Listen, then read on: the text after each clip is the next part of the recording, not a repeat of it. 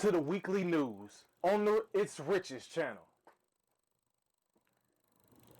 First off, in world news, we have this gigantic North Korean intercontinental ballistic missile that they launched. You know what I'm saying?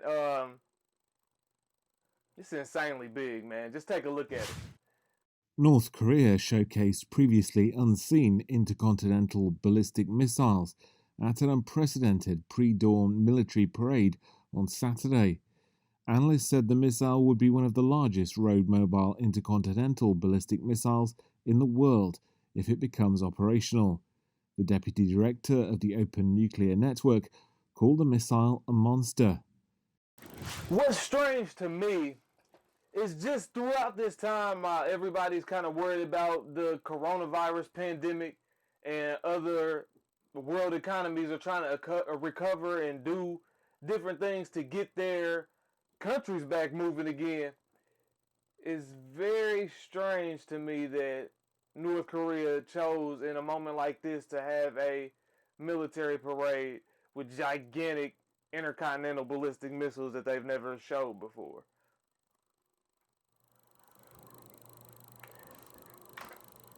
Yeah. In other coronavirus news, because that's what's happening in the world right now, it's really, the numbers are just going up. Right now, total deaths have now reached over 1 million in the world. We have, as of about, I say, 5 p.m. Eastern Standard Time today, there were 1,080,616 deaths. In the United States alone, we've now had 219,000 deaths. And it's been crazy how our government in general has handled this entire situation, from the state to the federal. It's just been very, very interesting. Speaking of government, this is obviously sending a very different, takes it off, an incorrect message. And you see him here, he takes it off and he's getting ready for his pictures. The flags flank him. Right, Caitlin, this is what he did. This is the moment. This is what he produced it for. He wants the image to be, I'm strong. This virus is nothing. His tweet today, feeling better than I did 20 years ago. Don't be afraid of COVID. Don't let it dominate your life. There he is. This is the image he wants. Yeah, and let us remind viewers now that the president is on steroids and a drug that fewer than 10 people outside of clinical trials have gotten inside the United States to deal with coronavirus. He had a level of treatment and a level of care that most Americans would not get. That's understandable. He is the president of the United States. Obviously, everyone expects that. But what the president is portraying by taking his mask off when he gets back to the Truman balcony to give this grand return to the White House is that everything is fine, and as he said, don't let coronavirus control your life. But that is very much still a president who has coronavirus. Despite the lights and the flags and the staged entrance that the president wants to create, he still has coronavirus. It's crazy what's going on in the White House right now, but it's been crazy what's been going on in the White House for quite a while now. Frankly, throughout this whole process, I haven't been surprised, but it's wild, the narrative that gets pushed and how many people believe the narrative. So, a lot of people won't be getting the level of care that he got when he did have the, not when he did have the coronavirus, because he still has it, but when he was exhibiting extreme symptoms. People won't get the same level of care in normal America. Regular citizens just won't get that.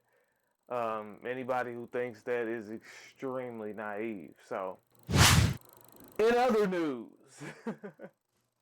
the vice presidential debate was wild. The standout moment in the vice presidential debate really had nothing to do with either candidate. It had to do more with what Pence said and what happened right after he said it.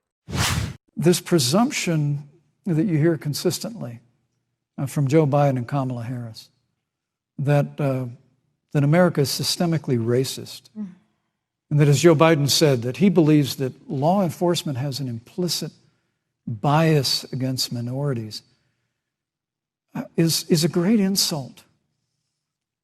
Bruh. And what's crazy is it stayed there. It didn't just like land there and fly off like they normally do. No. Nah. It stayed there. Watch. To the men and women who serve in law enforcement, and I want everyone to know who puts on the uniform of law enforcement every day, that President Trump and I stand with you. Look, we don't have to choose between supporting law enforcement, improving public safety, and supporting our African American neighbors and all of our minorities. Under President Trump's leadership, we'll always stand with law enforcement, and we'll do what we've done from day one, and that is improve the lives of African Americans. Thank you, Vice President Record unemployment, record investments in Pence, your time education, is and we'll up. fight for school choice for all of our minorities. Thank you, Vice I'd President. like to respond. Senator Harris. I will not sit here and be lectured by the Vice President. I'm the only one on this stage who has prosecuted the big banks for taking advantage of America's homeowners. I'm the only one on this stage who prosecuted for-profit colleges for taking advantage of our veterans. Last week, the President of the United States took a debate stage in front of 70 million Americans and refused to condemn white supremacists. Okay, looking at weather, poor Louisiana's going through it as Delta has swarmed through. It only got up to a Category 2, but it was amazing devastation. We have 7,700,000 homes without power as of now. Take a look. Tropical Depression Delta, which made landfall as a Category 2 hurricane, has left thousands of homes and businesses without power along the Gulf Coast. It made landfall in Louisiana last night, bringing intense wind and rising water. Powerful winds tore the roof off of this carport, and now people there are dealing with the second major storm to hit in just 6 weeks. Everybody needs to exercise a lot of caution, even now, and really especially now. Still packing a punch, Delta moving across Louisiana and putting some southeast states on alert as it approaches.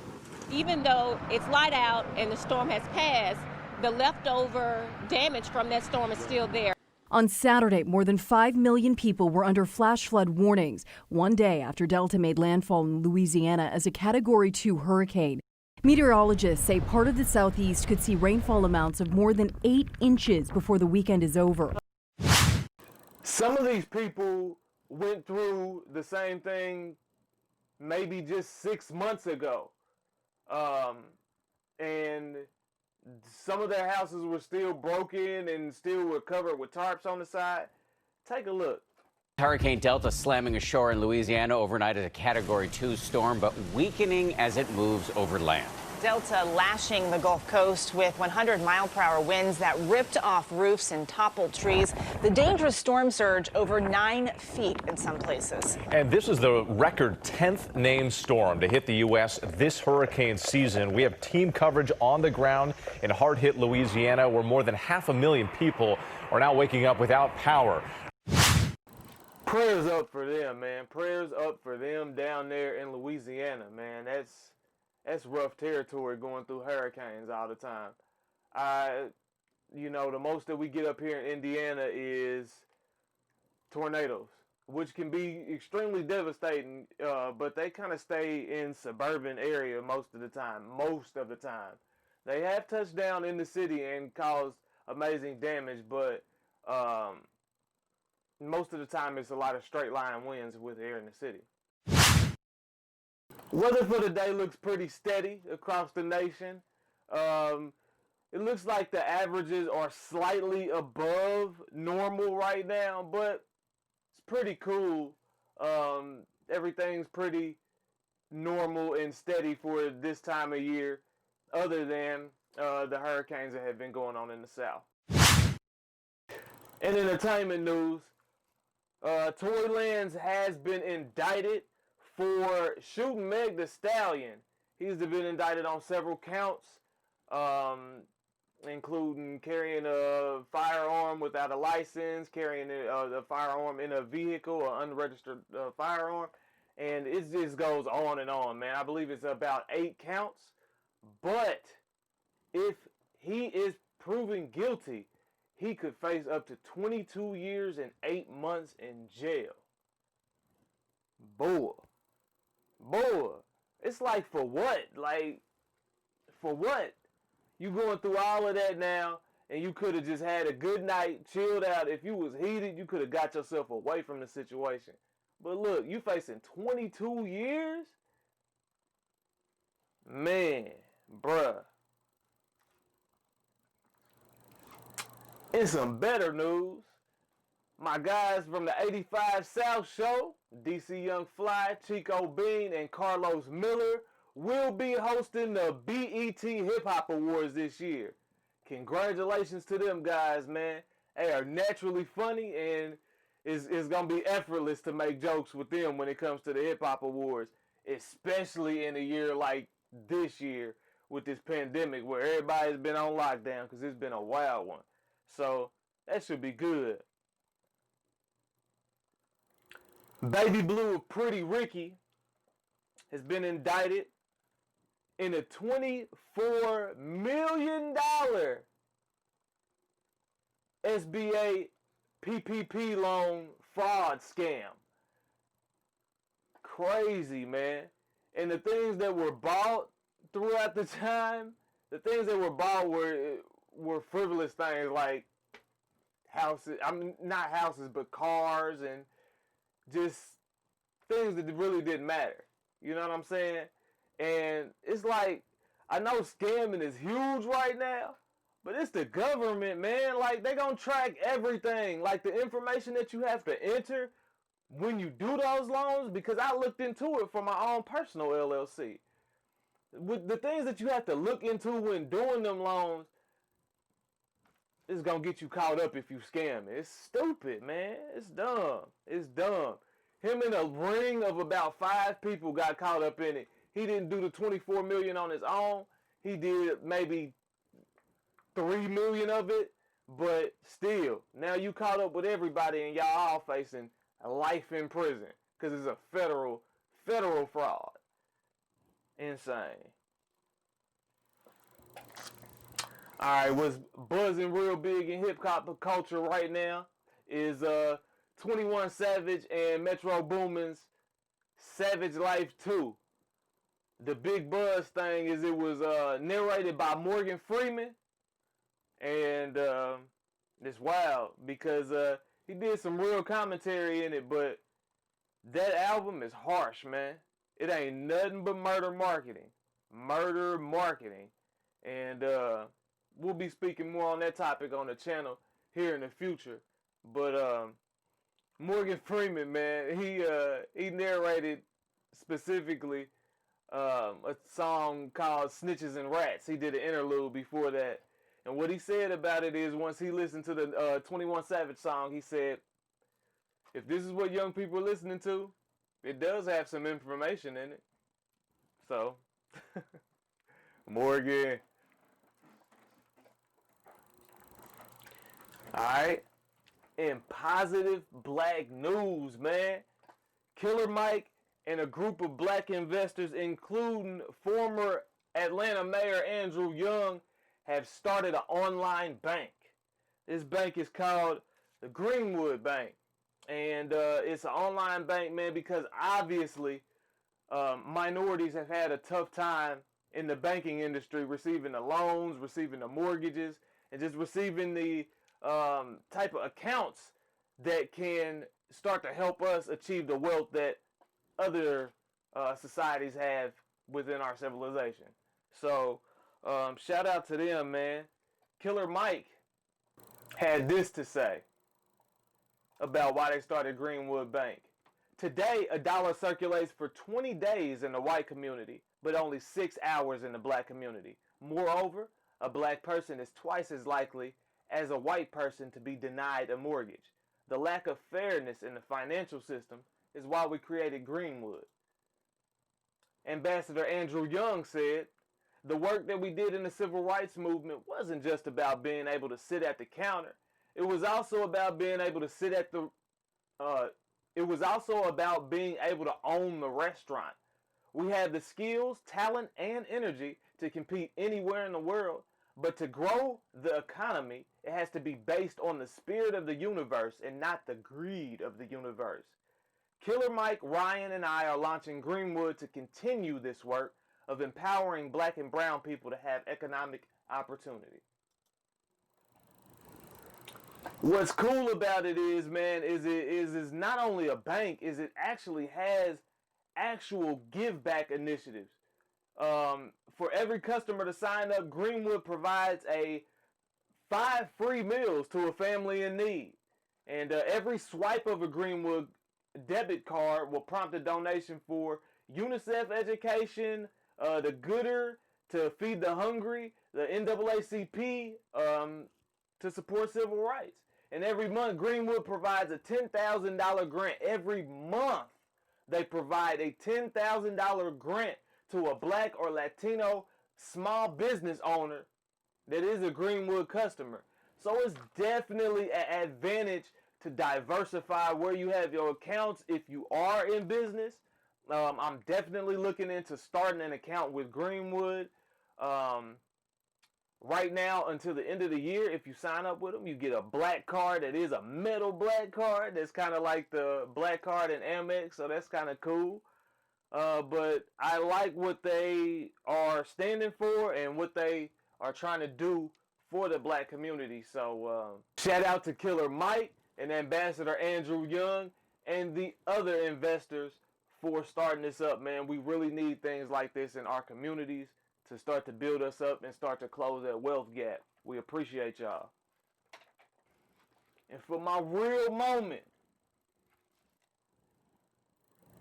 I take from my Instagram today, you won't always be motivated. That's why you have to learn to be disciplined. Starting this YouTube channel has been one of the hardest things ever for me to continue and to stay consistent with.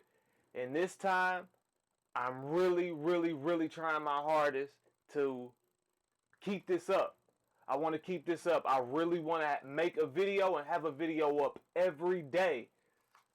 And that's why I'm kind of really going hard and starting this off. And I want to have my templates for all my shows so it'll be simple to remain consistent. You won't always be motivated. That's why you have to learn to be disciplined. That was Kareem Biggs Burt. That's who I got it from. I'm not sure if he originated the quote, but that's where I got it from.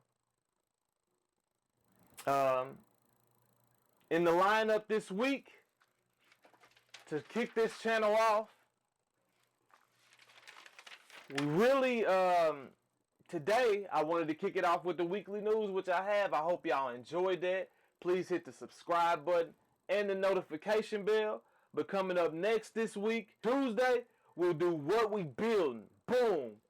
I know y'all see this fountain behind me. It's a 7-foot fountain. I don't have it on right now because I want to keep it dry. But I have LED lights throughout the studio.